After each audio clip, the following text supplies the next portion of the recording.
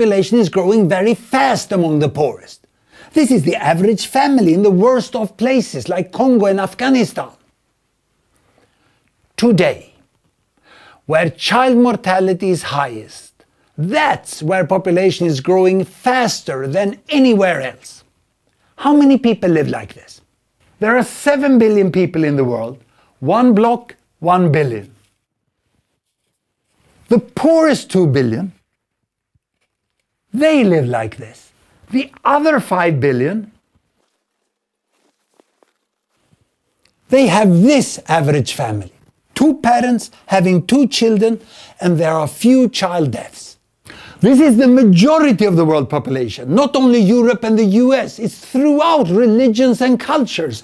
China, Iran, Mexico, large cities in Africa.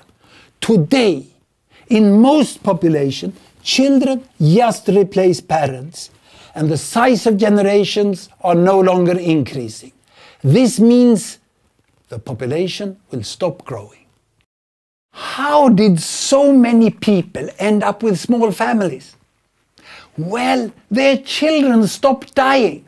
As they left extreme poverty and girls got education, parents no longer had to compensate for child death by having many babies, and a large family stopped being an economic necessity or a social status symbol. And with modern contraceptives, parents across the world, the majority, decided to have a small family.